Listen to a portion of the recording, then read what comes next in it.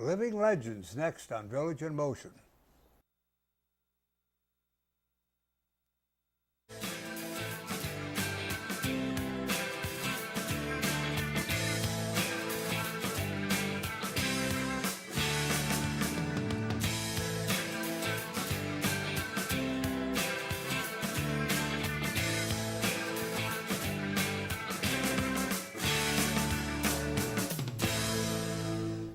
Welcome to Village in Motion on this Thursday, June the 6th, and we have a great program for you today. I'm Eck Muessig, your host, and we have three guests, and our subject is going to be living legends. Now, if you're like I am, when I first saw this title, I thought in terms of a football team or a baseball team, but I think you're going to see something entirely different.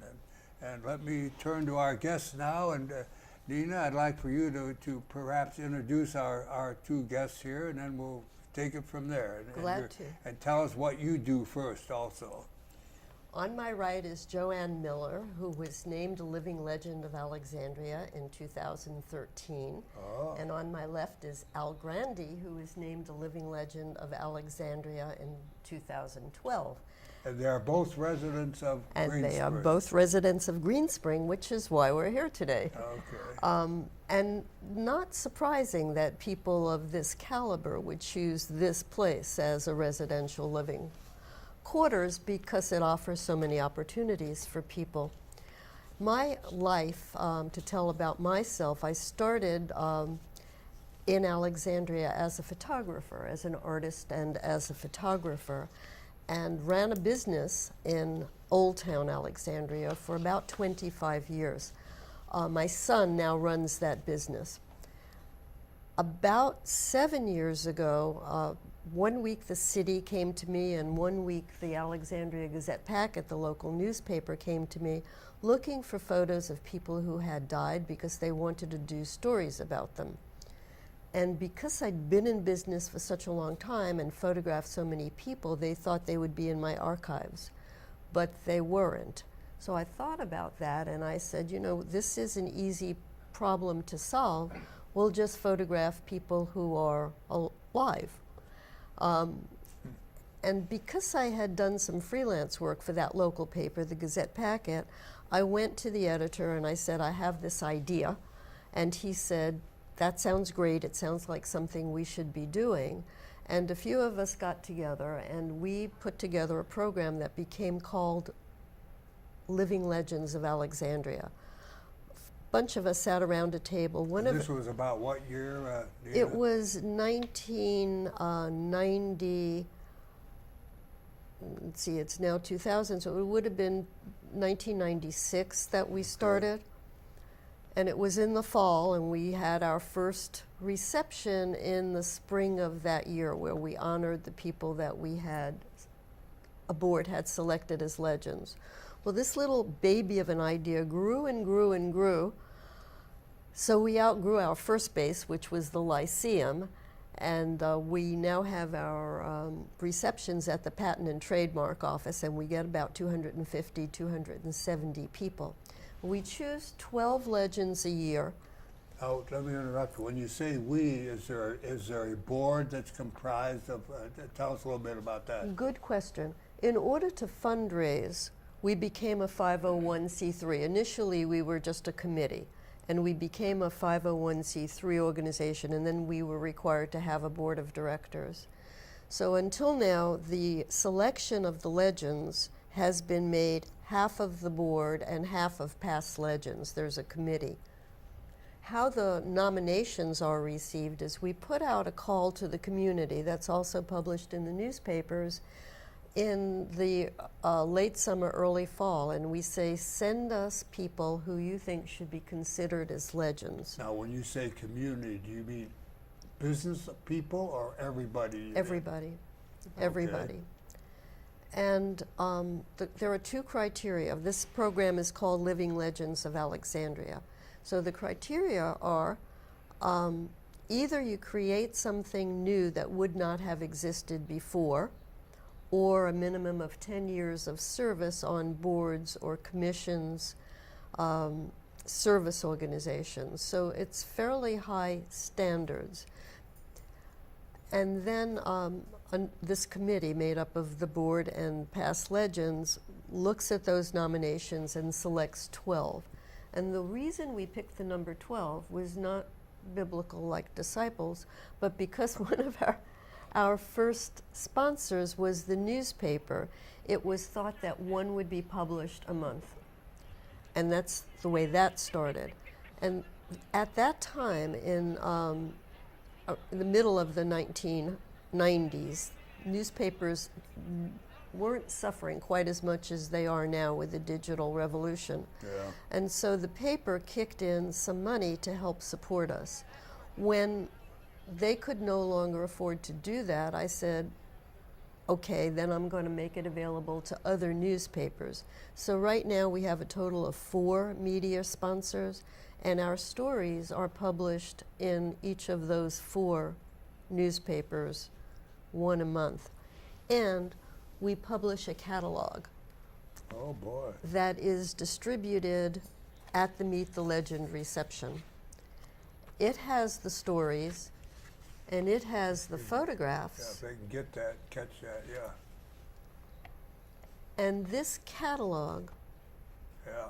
different than programs that are distributed at other recognition ceremonies, this catalog is collected by the Alexandria Library, the Library of Virginia in Richmond, and it's registered at the U.S. Library of Congress.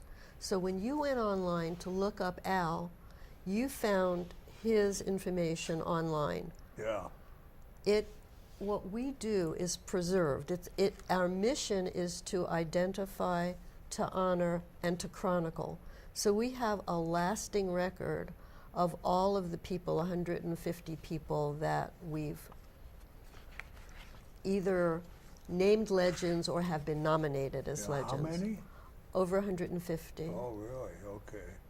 And but in the case of Al and Joann, it's once a year, isn't it? In other words, she's for 2013, was it? She was one of 12, Okay, and Al was 2012.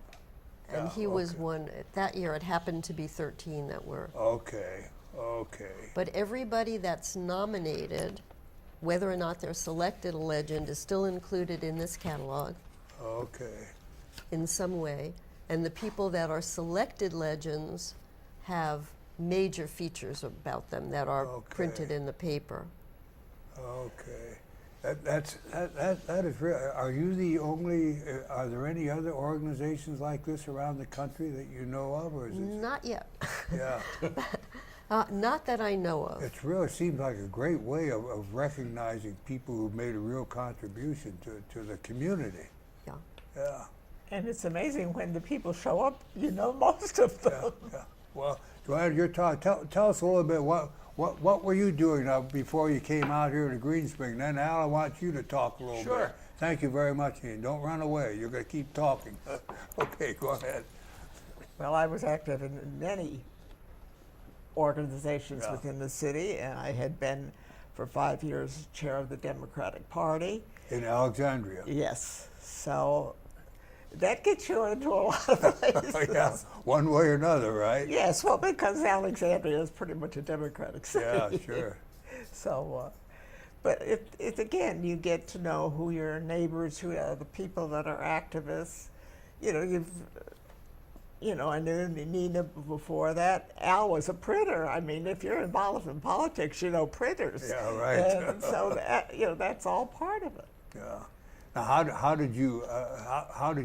long did you live in Alexandria before you started? 43 years. Okay, so you were there when it was really We were living in Italy and came back and settled in Alexandria. yeah. And you became active in civic affairs, Yeah. and besides the Democratic Party, anything else? Oh, yes. I was on the committee that set up the Women's Commission. Okay. I was, and for a while it just seemed that I was one And those committee after another. are the days when women were having a little harder time, too, I suspect. Oh, yes, and there was Alive, which is an organization that helps people who sort of slip through the system of welfare and need, and I was on that. You know, just one thing escalates After into another. Yeah. Yeah. And now you're at Greenspring, and you need to get. How long have you been at Greenspring? 3 years. 3 years. Okay. And you're going to get involved out here too now. Yes. So, okay. Because you can't. You know, leopard doesn't change its spots. You keep going and going. Al, how about you? Give us a little of your background. Now, are you an Alexandrian or that? No, I'm not. I'm really from Fairfax County. Okay. But I was able to become eligible for the Living Legends program because my business was in Alexandria, Yeah. and I participated in various activities, a lot of activities in the city. But it was amazing. Alexandria is a good town to do a business. It's a friendly business, friendly town, and there's a lot of talent and skill in that town amongst the people. She'll never run out of nominees for legends because of the wide array. I opened my business in Del Rey section of Alexandria, which was not at the time. And what's the name of the business? It's ASAP, A-S-A-P, Is it Printing still- and Mailing Company. Is it still going? Still going, but not in Alexandria. My son brought it to a level that really went high, and he had to move to another location where he lived closer in Ashburn. Yeah. Okay, but I didn't take the political route. I wasn't even eligible to vote in Alexandria. Okay, I was involved in the business community. Nina and I were together on the Alexandria Chamber of Commerce Board of Directors. I was involved in the helping to formulate the Alexandria Police Foundation, which is designed to raise money to take care of the dogs, the working dogs.